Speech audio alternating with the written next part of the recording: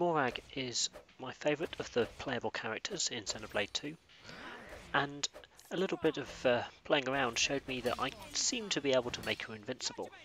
I thought I'd see what I could do with that, but I found a problem. Damage output was too low.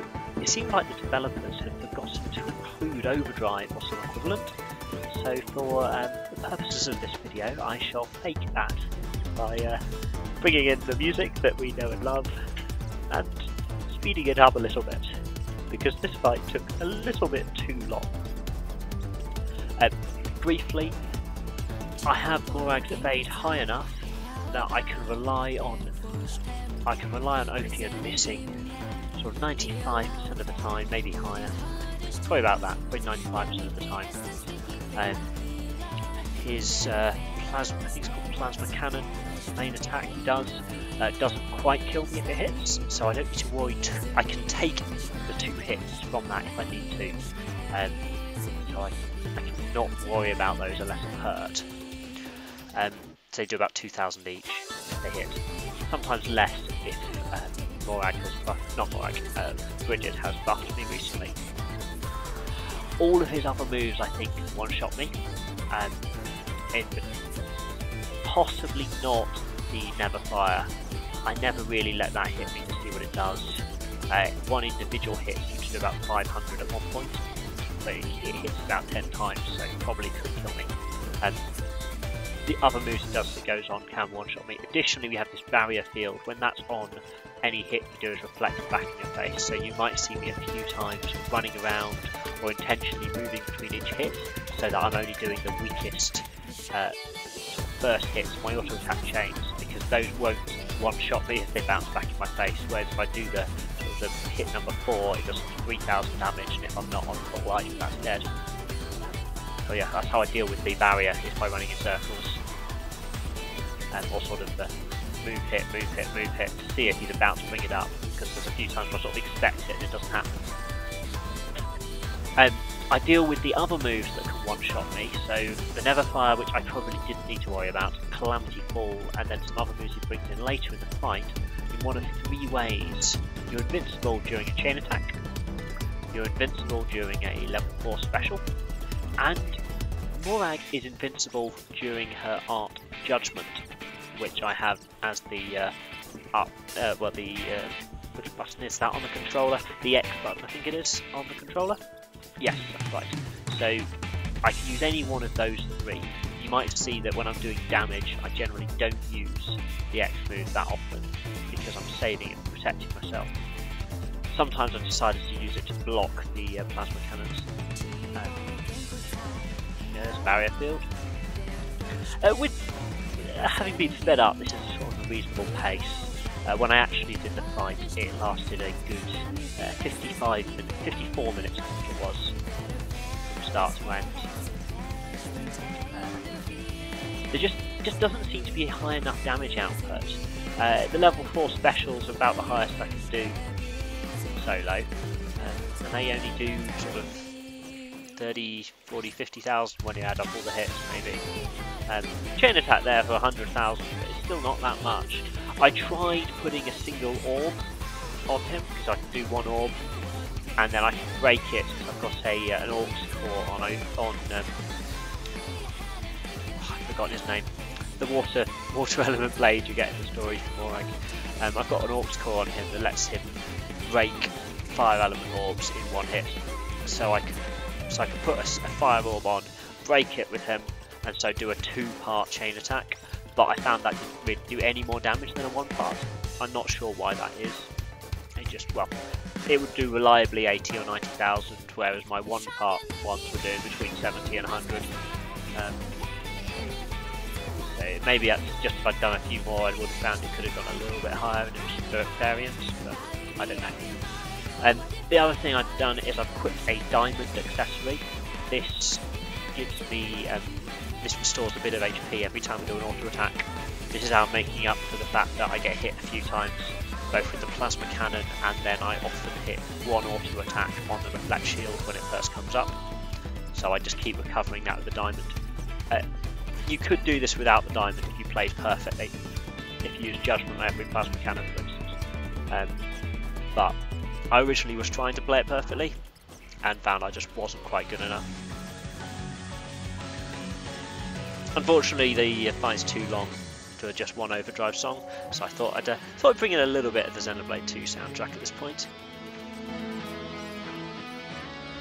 Now, running in circles, I'm expecting the barrier not coming. Calamity Fall instead, so that's another move that I have to block.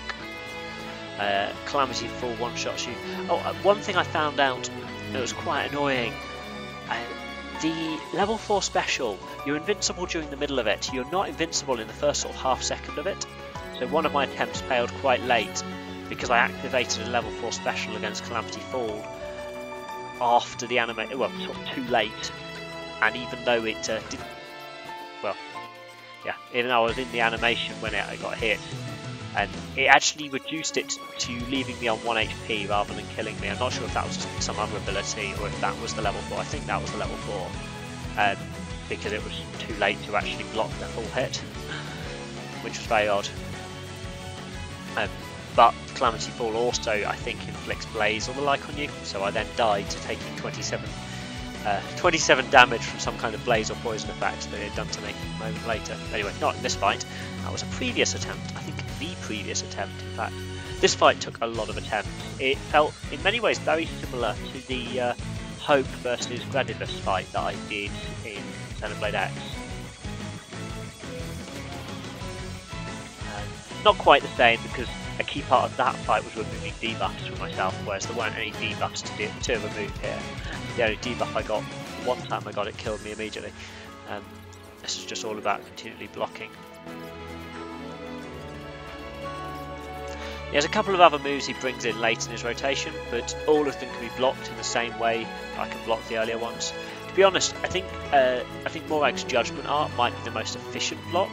So if I had some kind of better cooldown reduction going on, maybe I could use that for everything. I've got a food item that has a 0.4 driver art cooldown on it, which means my arts do charge up, but it's not instant, as you can see. And I can definitely speed them up by auto-attacking. I do actually auto-attack a lot. I'm not sure if I need to be. Well, it's healing me. It's healing me, isn't it? And then I am trying to use cancel arts when I can. This is definitely not perfect play in this video. A lot of times I was sort of pausing and watching what he was going to do. I didn't want to trigger an art if he was about to run the barrier, and I was never sure if he was about to.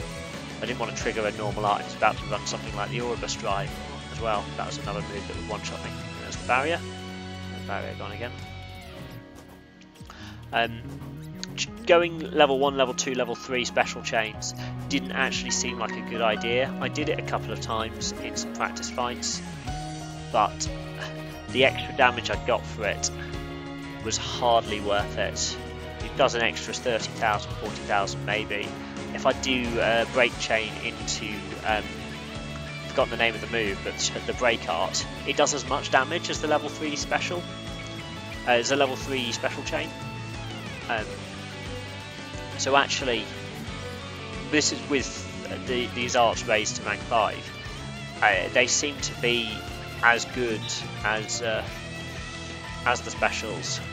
What they're not as good as is the chain attacks with a whole party involved. That's where you can just do crazy broken damage. But I don't have that here because I'm fighting just as Morag. Certainly not the quickest of fights, a bit tedious in places. So other parts of my build, as well as the diamond, I had, I think it was a hero's bracer or something, plus 50% damage to enemies higher level than you. I originally had an agility plus 30% item, but I found that it didn't actually seem to change my evasion for this fight. I was, with or without it, I evade 95%. I then had a max affinity accuracy up 4 Orcs Core. Obviously a rank 5 would be better, but I don't have a rank 5 to use. And I think I had some kind of damage increasing Orcs Core as well. Anyway, bringing it to a close now. This was, I don't know, this probably took about 30, 40 attempts, maybe a few more. And yeah, 50 minutes long this last one. And here we go into the close. I didn't need to do this one to block a move, I just thought it would be appropriate to end it with that. So there we go. Morag shows that she can do her thing. Again, 3 levels. I didn't save after this, so you might see me at level 66 again. I'm trying to keep my level down to prevent the game from being too easy. Anyway, hope you enjoyed this. Thanks for watching. Bye.